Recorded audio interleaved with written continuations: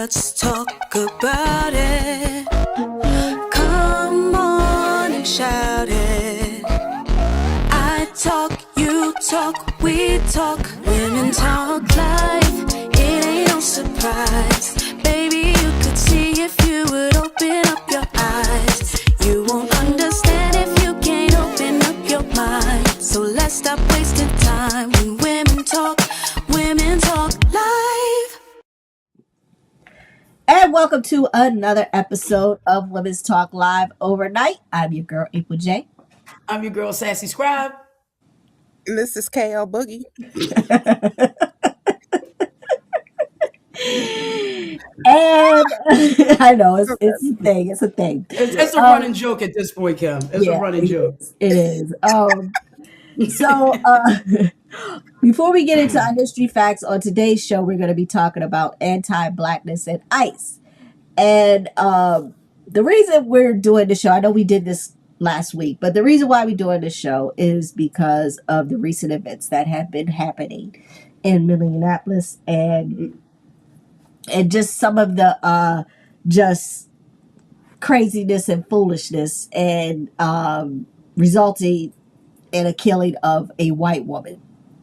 So, well, really quickly, I got an alert this morning that they're very near to where I live here in the DMV. So there was an alert put out on the neighborhood app of where they're sharing the locations of ICE throughout that app. And some people are for it and some people are against it. But I'm not shocked. I'm not shocked at the number of people that are for it. I'm really not shocked. Yeah. Not at all. Not either. Not at all. All right, so before we get into that, I want to go over some of our history facts for today. The first one, because King's holiday was yesterday, I wanted to kind of get into a little bit of fact about him. So Martin Luther King Jr. was not born with the name most people know. He was originally named Michael King Jr. after his father, Reverend Michael King. What? Yeah. In 1934, his father traveled to Germany for a Baptist gathering and learned in depth about the German reformer Martin Luther, who helped spark the Protestant Reformation in 1517. With his 95 Theses, inspired by Luther's challenge to religion and political authority, King's father changed his own name to Martin Luther King Sr. and renamed his son Martin Luther King Jr. Although the new name was used in everyday life and public ministry, Martin's original birth certificate was not officially amended to Martin Luther King Jr. until 1957 when he was 28 years old. So his father changed his name and then changed his son's name. Now I'm mad at everybody because I should have known that. Now I'm mad at myself because I'm too damn old not to have known that. Hey, don't feel bad. Yeah. When I read it, I was just like, what? I was like, oh, shit. Okay. I didn't know. I didn't know either. But it was interesting. So, It is. That's a great fact. That's a great fact to know. Mm-hmm. Yeah. That's a great fact to know. All right. So, if anybody I'm going to put that in the group chat. I'm going to put that in the group chat, too. There you go. I'm gonna tell my oldest daughter who's militant to see if she knew. She is. I worried about her growing up, but she is a little Angela. Oh, now she is. Growing up, I was a little concerned. But as she got older, she got very militant. Okay. Yeah. My youngest is a flower child. You got the two extremes. I do. All right. So have you ever heard of Saint Monday? Back in 18th and 19th century Britain, workers often treated Monday as an unofficial holiday. After a lively Sunday of rest and often heavy drinking, many simply did not show up for work on Monday, jokingly calling it Saint Monday, as if it was a holy day.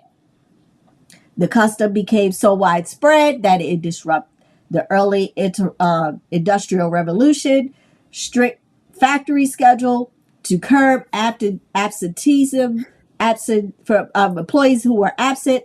Employers gradually shifted the work week, first cutting Saturday hours in the mid 1800s and then formally doing a 2-day overtime weekend. And in the UK, the full weekend didn't take hold until after World War One. And in the US, it became standard when the Ford Motor Company adopted the 5-day work week in 1926.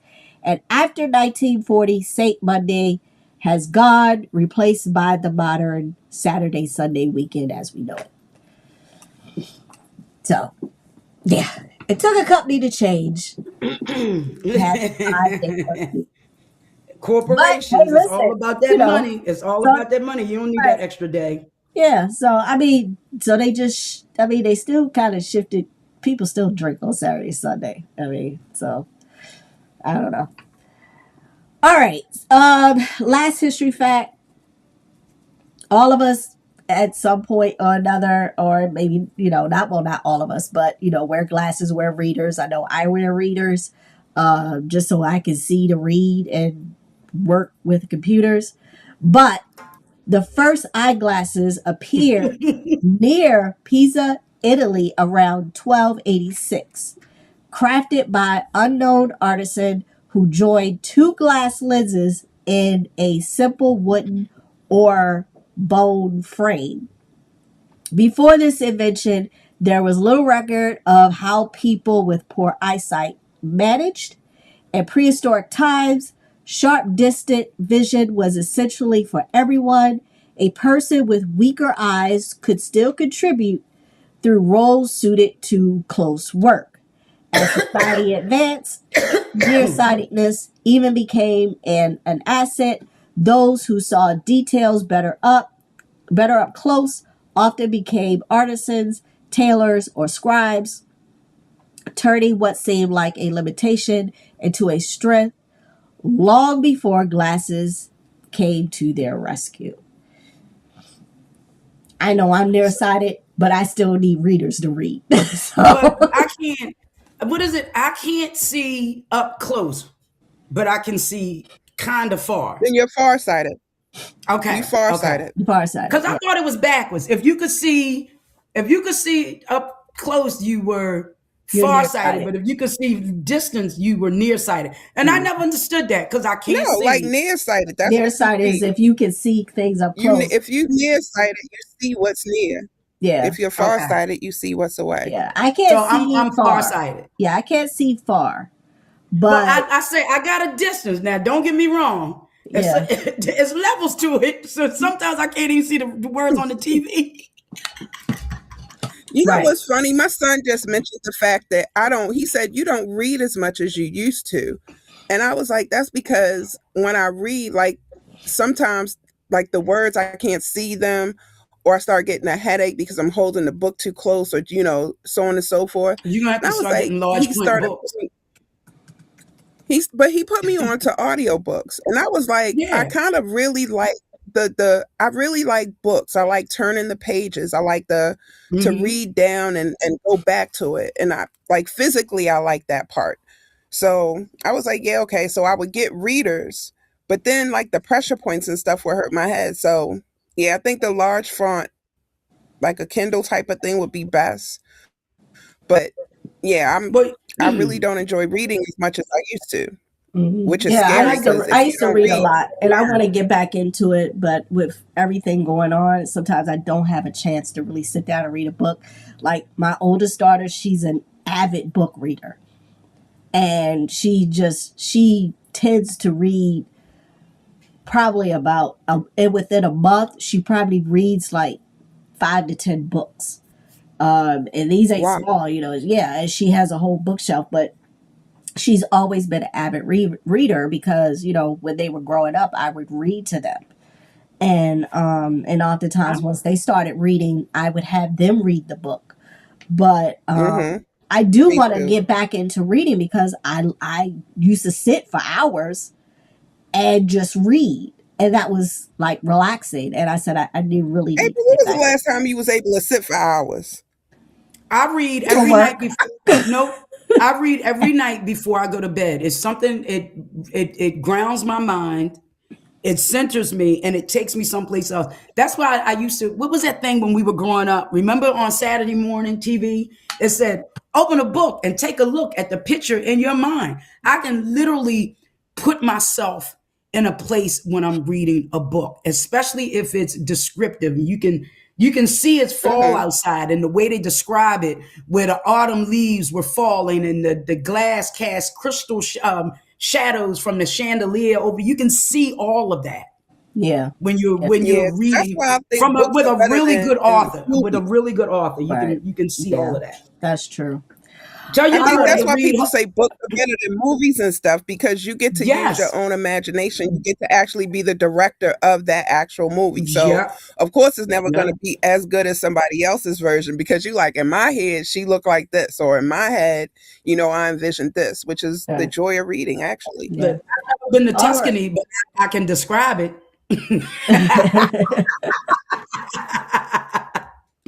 All right, All yeah, let's get right. started. All right. So, in today's show, we're talking again about ICE. And this sparked because there was a young lady by the name of Renee Nicole Good. She was fatally shot by ICE. The agent was Jonathan Ross. And this happened around, I think, January. Filipino, Huh? who's married to a Filipino, by Yeah, the he way. is. Yeah, immigrant. Right, an But this, immigrant. yeah, yeah. But she was killed in Minnesota.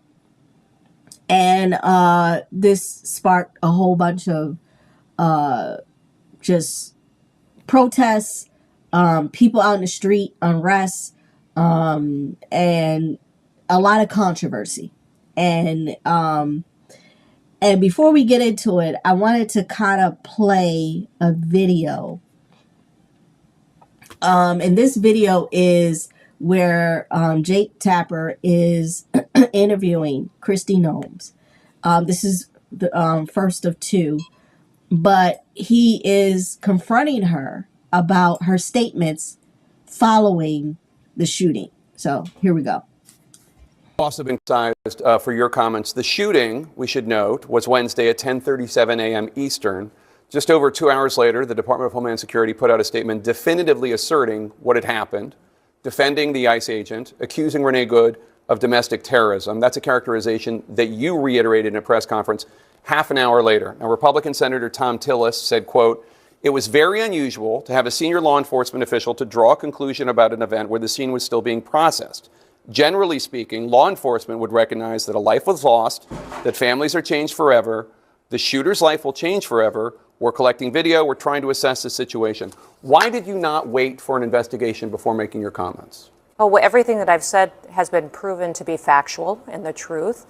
This administration wants to operate in transparency. I have the responsibility as the Secretary of Homeland Security to know this information as soon as possible. Had just been in Minneapolis the day before, had already had conversations with officers on the ground and supervisors, and knew the facts, and decided that the department and the people of this country deserve to know the truth of the situation of what had unfolded in Minneapolis. But with all due respect, Secretary, the first thing you said was, quote, "What happened was our ICE officers were out in an enforcement action. They got stuck in the snow." Correct. Because of the adverse weather that is in Minneapolis. They were attempting to push out their vehicle, and a woman attacked them and those surrounding them and attempted to run them over and rammed them with her vehicle. That's not what happened. We Yes, all it saw is. what happened. It absolutely is what happened. Those officers had been out in enforcement action. A vehicle had been stuck. They had come to help get that vehicle out. That's when this individual started blocking traffic for minutes and minutes. You said that the before woman this attacked them and surrounded them and attempted to run them over and ram them with her vehicle.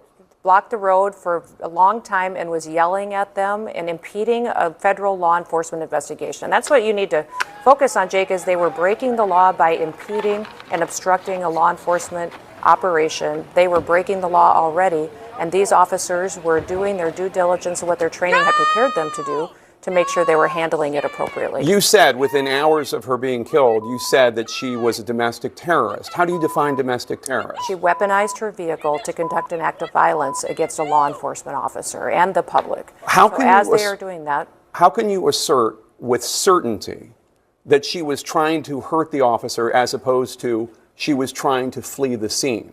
if you look at what the definition of domestic terrorism is, it completely fits the situation on the ground. This individual, as you saw in the video that we released just 48 hours after this incident, showed that this officer was hit by her vehicle, she weaponized it, and he defended his life and those colleagues around him and the public. The question is, I don't doubt, my position is, I wasn't there, I didn't see it.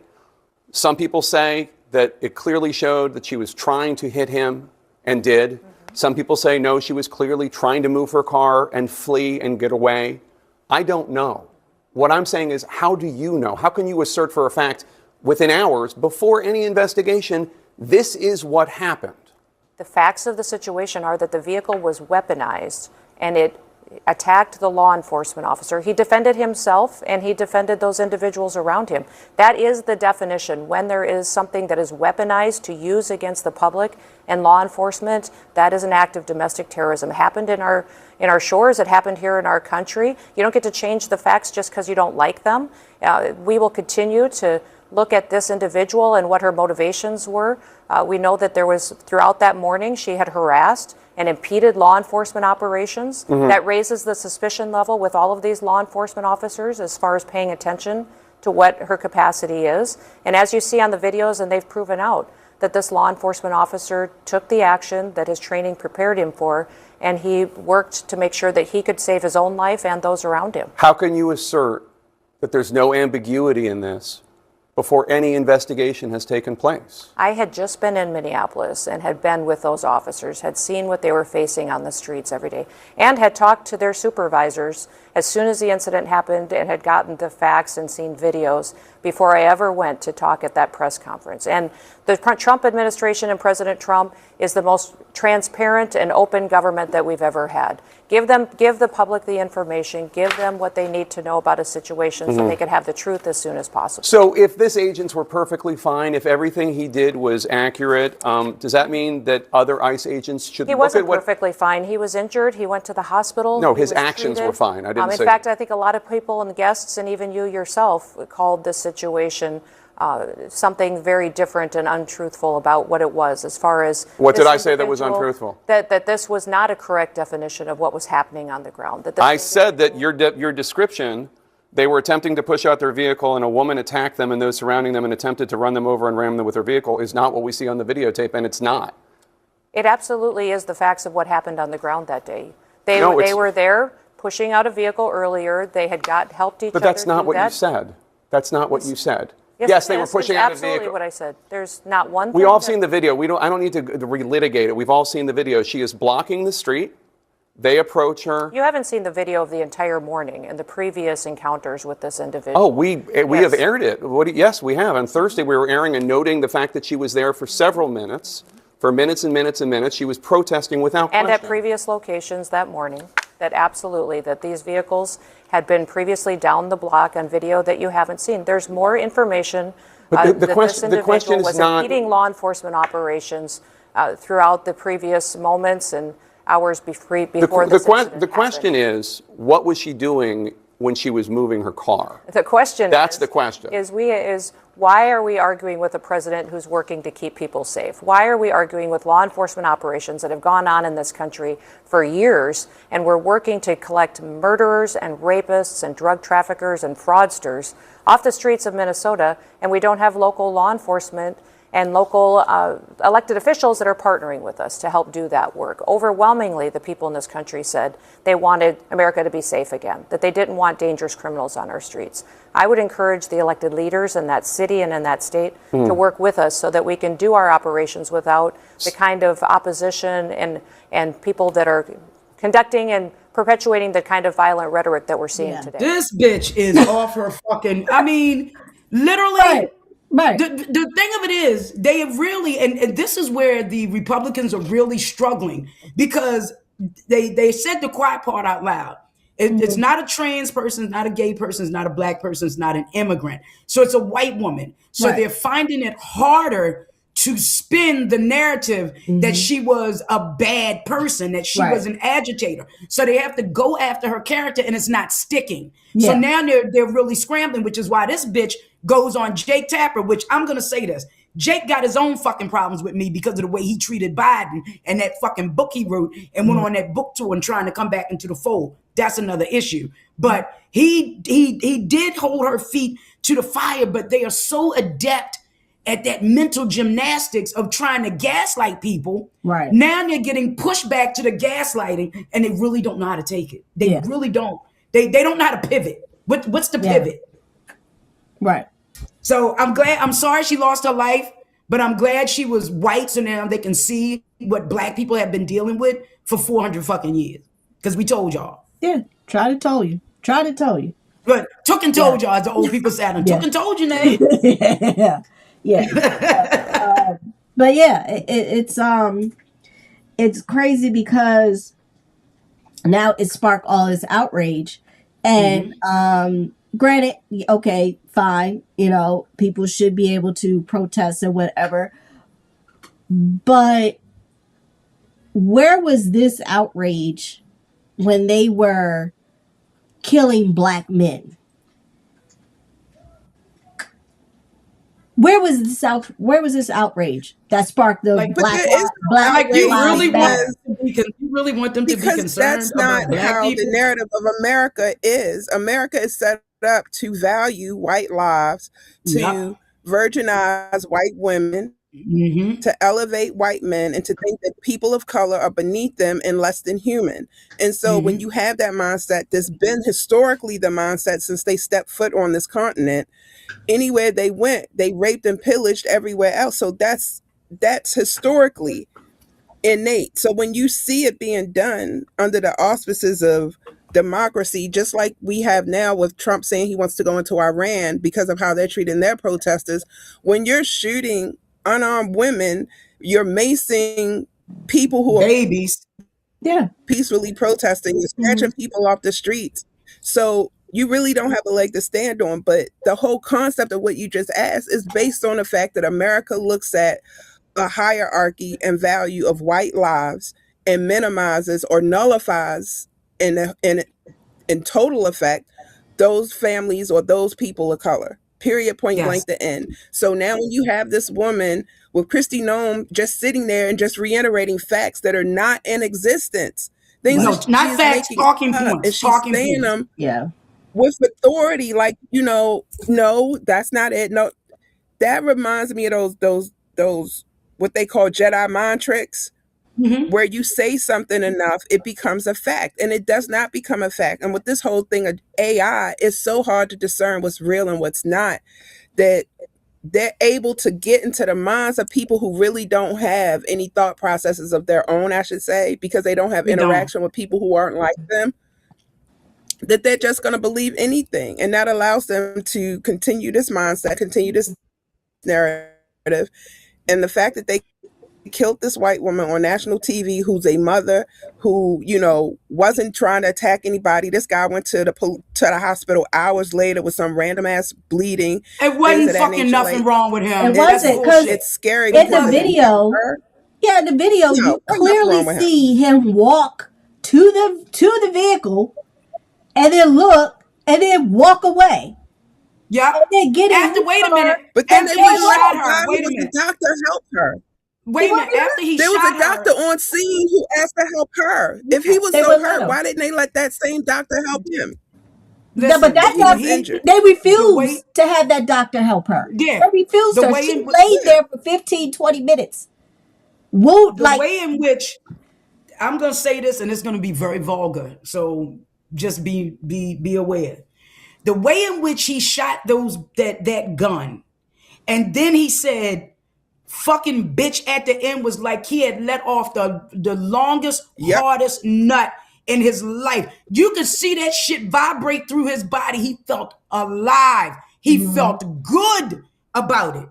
And people are saying, no, Sassy, you're crazy. You could see it. You could see it. It was almost like he was like, you fucking bitch, what I don't want to have, What I don't want to see, and this is a little out there. I don't want Hollywood to make any more motherfucking movies about the white man cavalry and the army coming in to save a motherfucker. Not one.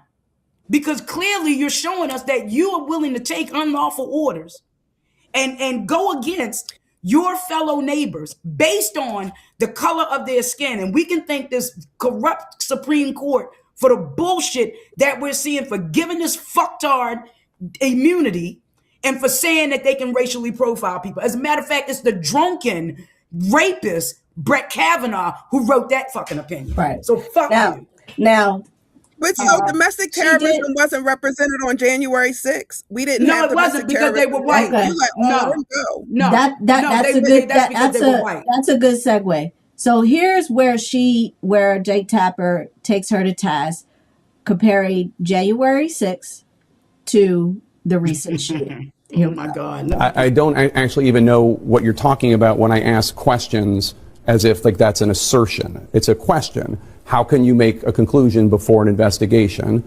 And there really isn't an answer other than you saw the video. I want to ask a question about the rules of how law enforcement is allowed to engage when feeling threatened, per your assertions. Because I want to show some video to you right now and ask, what is the appropriate response for the police officers in this situation?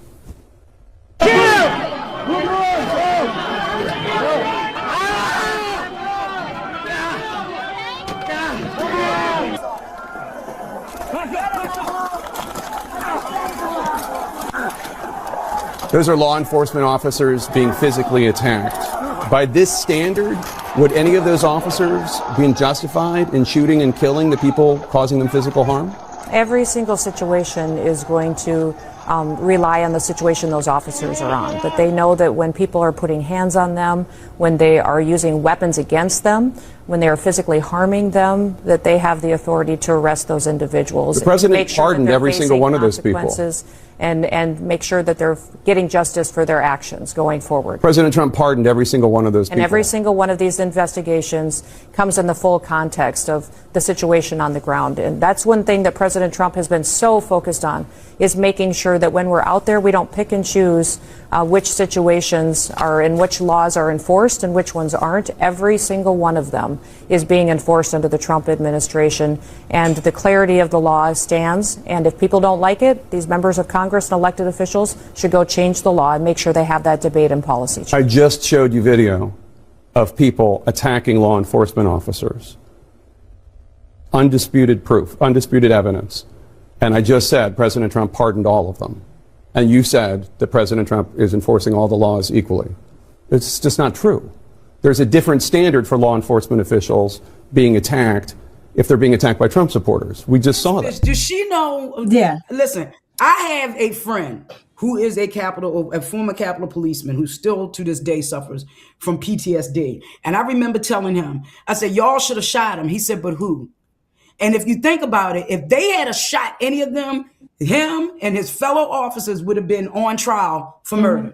Exactly. Because they were Trump supporters. Right. Exactly. But if they looked like us, we would have been shot immediately. We wouldn't have even made it that far. They would have stopped our asses on the march to the Capitol. Right. And even the lady that was shot and killed, who Ashley broke Babbitt. into the Capitol and did attack a law enforcement officer, she was stripped of her VA benefits, but they were reinstated by Trump. But they want Senator Kelly, they're trying to take his VA benefits. They can't, though. No, I get it. But what I'm saying is that they want to put him up for court-martial. They try to do all to try to silence these folks or whoever comes against the Trump administration, for which now he's suing them. He's suing Pete Hegseth and all of them.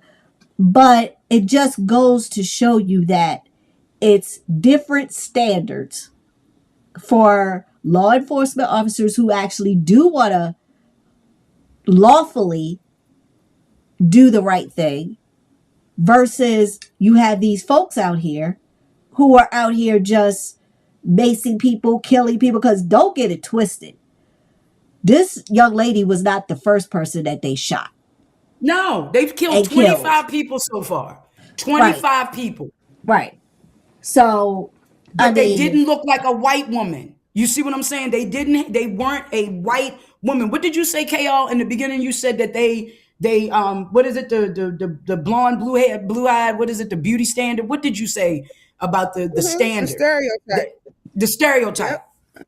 So they with them killing her, it's giving everybody like a lens. And to be honest with you, why isn't Jake Tapper's ass out in Minneapolis? Abby Phillips, where are all of these people, these journalists that are on air? Oh, because they're not allowed to go. Because whether we like it or not, CNN is moving right of center every day. Every day. And MSNBC, you can call it MS now, and the shit is always going to be MSNBC to me. The only one I listen to is Rachel Maddow and Lawrence O'Donnell. That's it.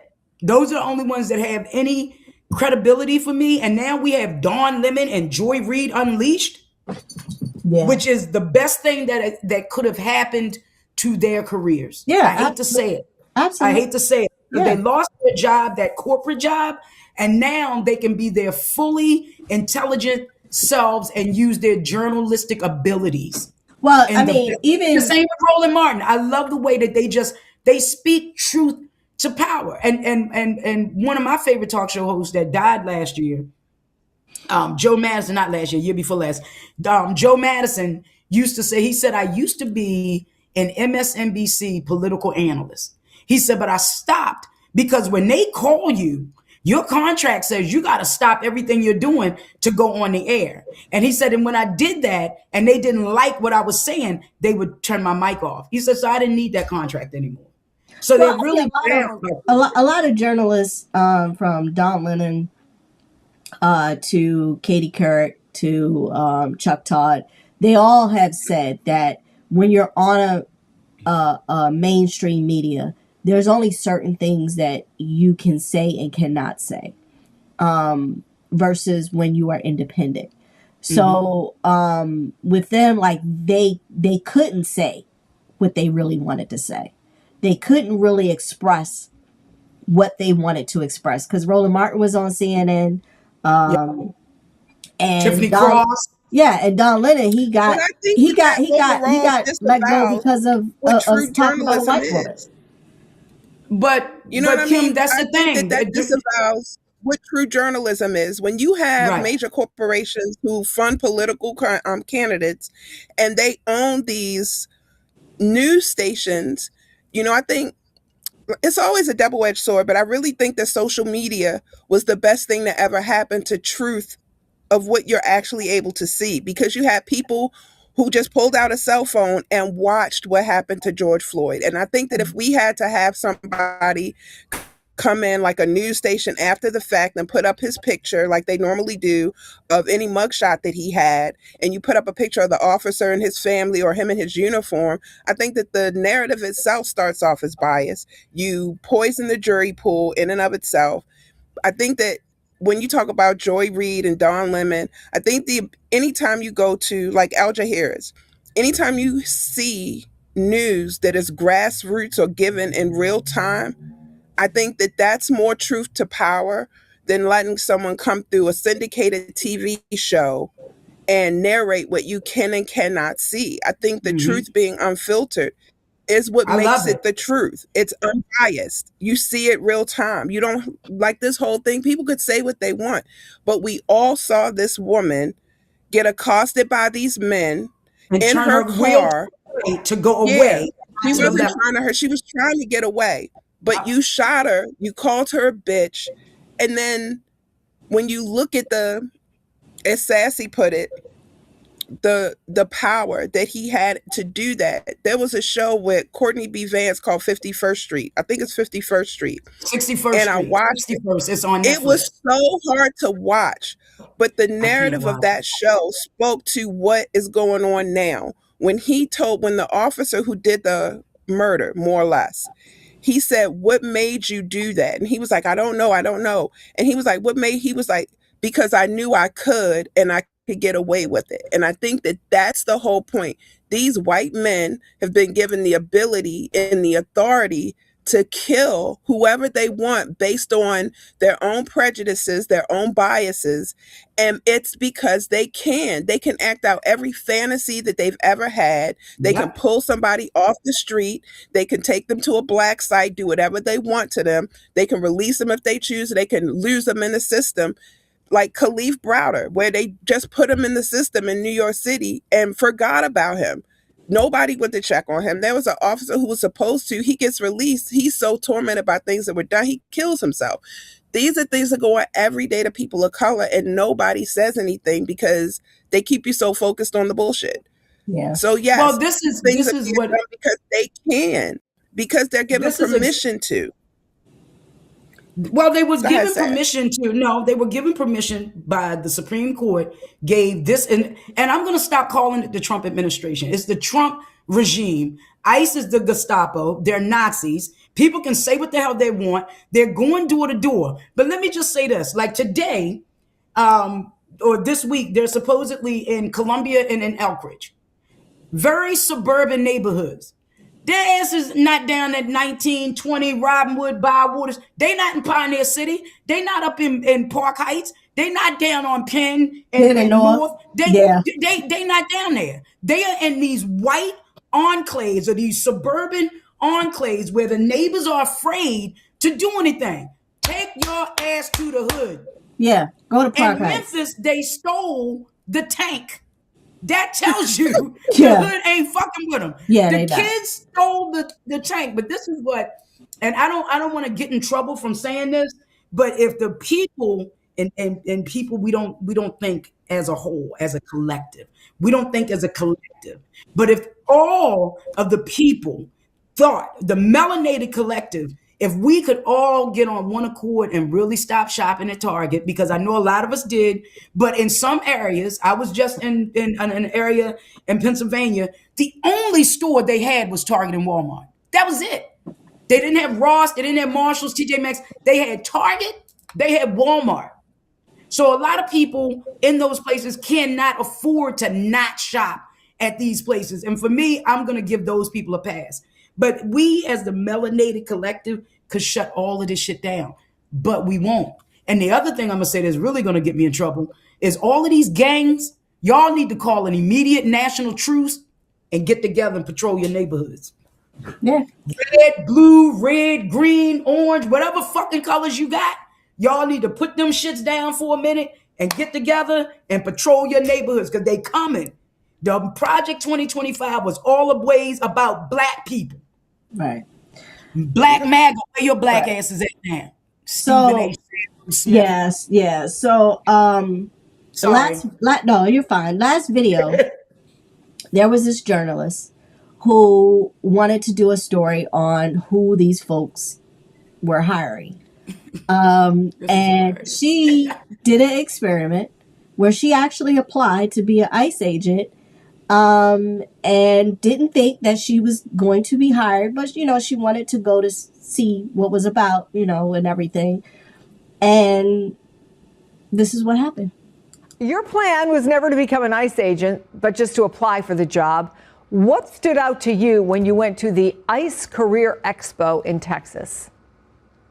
Well, the expo was all I was intending to write about. And a few things just from that, it was very empty. There weren't a lot of people there. They seemed to expect a lot more people than showed up. The venue was far too big for the number of people there were. And the interview itself took about 6 minutes. I've been accused online a bit of lying by omission. And for that to have happened, they would have had to ask me more questions. They asked me questions like my name, my date of birth, how old I am. They took my resume, which was 100% accurate. And they said that I would hear back. I didn't expect to hear back because I have a very unique name. And the minute you type that name into any computer, it becomes immediately obvious that I'm not an ideal recruit. I'm a journalist. I am very clear online about how I feel about ICE, about how I feel about the Trump administration. So I didn't expect to hear back from them ever again. So ultimately, when you heard back from them, what was it? So I missed the initial email because I wasn't expecting it. Again, I expected them to Google me, and they didn't. A few days later, they said a tentative job offer. And with that tentative job offer, they sent a bunch of paperwork that I would need to fill out for consideration. I would need to accept the tentative job offer. I needed to fill out paperwork saying I'd never been convicted of domestic violence. I needed to fill out paperwork for background check information. I needed to sign an affidavit that I could pass the PT test, all of this stuff. None of which I did because I didn't see it. And yet, apparently the application advanced anyway, because a couple weeks later, I got an email from LabCorp saying, hey, come and take a drug test for ICE. And I was pretty sure that wasn't going to work out well. Cannabis is legal in New York State, and I had partaken of it 6 days before their test date. But, why not? I went ahead and took the test anyway. And then 9 days after I took that test, because they're supposed to call you when you fail. So I was curious, did I somehow pass this test? So I logged into the ICE hiring portal and was shocked to find that the ICE hiring portal listed me as having a final offer, as having accepted that final offer, and as having a start date of September 30th, which was 3 days before I checked the portal. Okay, so that's different than what DHS says when they posted just now a response to your story on X. And they wrote this, quote, applicants may receive a tentative selection letter following their initial application and interview that is not a job offer. It just means they are invited to submit information for review. But what you're saying is, even though you ignored it, they were ready to hire you with a start date, whole thing? Yep. No, this is, and I went ahead and quote tweeted and replied with a video of a screen capture of what I saw when I logged into that ICE portal. What I saw was a final job offer, a start date, and a little thing that said, welcome to ICE. They can try to hide this all they want, but this was not a tentative selection letter. This was a final offer and a start date for a role as a deportation officer. And it's very funny that they hired a journalist who openly despises their program. That's funny, but what's disturbing is we don't know how many other people this happened to. It seems unlikely that it was just me.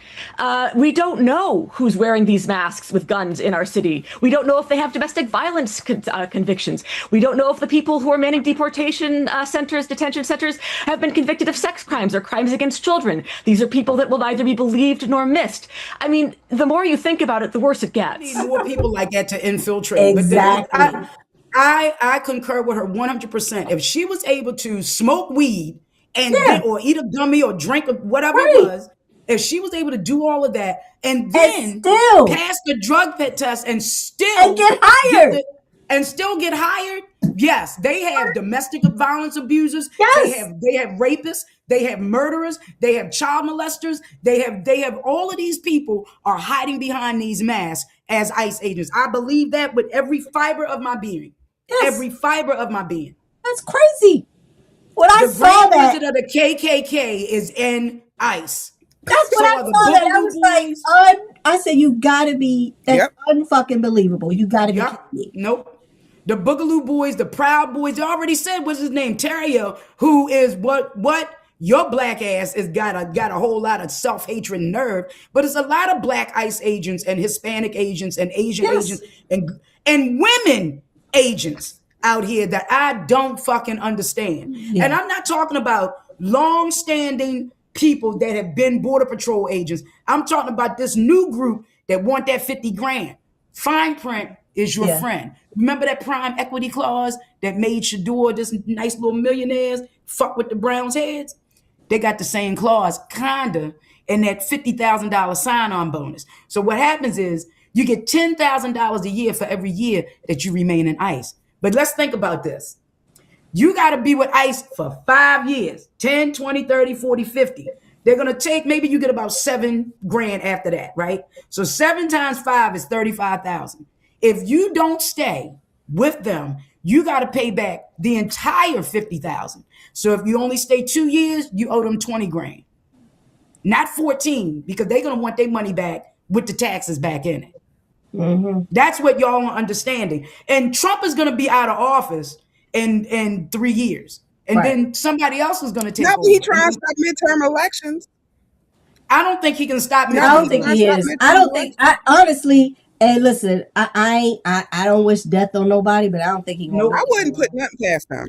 I don't put I'm anything. gonna make it that It's not Trump. Again, we got to remember Trump It is isn't. the puppet. It isn't. The puppeteers are Stephen behind Miller, it. Steve Yeah. Bannon, Roger Vort, Right. Peter Thiel. Those are the people. The Heritage Foundation.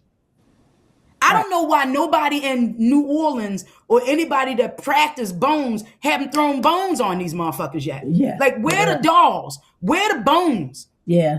Get it together, y'all people that do that shit. Right. Well, keep messing with these. Keep messing with these Haitian people. Give it time. I'm surprised the Haitians ain't done it yet. Oh, it's probably coming. Where's the root? Where's the root? Right. And the black people, y'all know exactly what I'm talking about. Yeah. Voodoo, whatever. Oh, trust me. My great grandmother was a voodoo priestess, so I get it. All right. So I mean, all right. So listen. We're gonna get into our poll from last week and our poll from this week. So, last week poll we asked you: do you agree or disagree with the tactics being used to deport or detain individuals? So, 51% disagreed, and 27% agreed.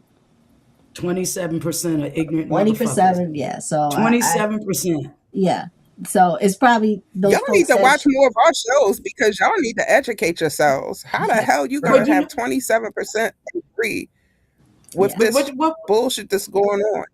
What was the statement that I read over the weekend? And it says, Trump.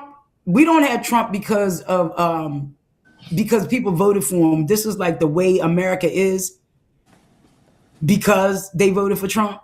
Something like that. Like what was it? Barack Obama showed us who we aspire to be, and Trump showed us who we are. Yeah, as a people. Exactly. Fact. Yeah, as a people. Very much fact. All right. So this week's poll, we're asking: do you support or oppose allowing ICE to stop anyone they suspect of being undocumented, even if some are U.S. citizens, even if some U.S. citizens of color are targeted? So if you motherfuckers come back with anything less than 0, I got a problem. I would not be surprised. I won't be surprised, but it's just I look at everybody, and this is the world that we're in right now. I look at everybody that don't look like us as a side eye, and this is the ones I can name 5 people that don't look like us that I wholeheartedly trust and believe as an ally and feel that they're an ally, and they show me that they're an ally. But the rest of you motherfuckers, I'm looking at you like, I don't know. Like, I only want to rent Airbnbs from black people. I haven't met any yet. Right. Yeah. I do. I have one. Like my buddy Ron, when George Floyd was killed, I woke up to a text message at 6 o'clock that morning, 5 or 6 o'clock that morning, where he was apologizing for remaining silent in spaces when he should have spoken up when he heard injustice and negative things being said. He said, I will no longer remain silent. I will no longer excuse behavior. And he has cut off people he grew up with. Man. That him and this one guy, they had been friends. What are we damn near 60? They had been friends from like 9th to 7th, 8th grade. And he cut him off. And then he said, my children learned more in this past week than they've learned in their entire school career. Yeah. He said so. And with him saying that, and then we had like a little group chat, but it was all of the black people that he knew. And he's the only white friend that I have with the amount of black and Asian and Hispanic and Muslims and gays. He has a diverse network of friends, and the rest of them don't. Yeah. The rest of them don't. So. All right. So this week's poll, so we'll announce this week's poll for next week. Next week, y'all won't be here because we haven't decided yet, but it's going to be Drewski or Stephen A. Smith. Yeah, something. Hey, listen, it may next 2 weeks. Next 2 weeks. Yeah, I mean, it's a lot. All right. So, final thought for the day. I can honestly say that I am a proud parent of a kid who did not grow up to be an ICE agent. Won't he do it? Oh my God. Oh my God. That's a All good right. one. Yeah. All right. All right, y'all. So this is Women's Talk Live over nights with your girl, April J. I'm Sassy Scribe. And I'm KL Boogie. All right, y'all. We'll see y'all next week. Peace. Women talk.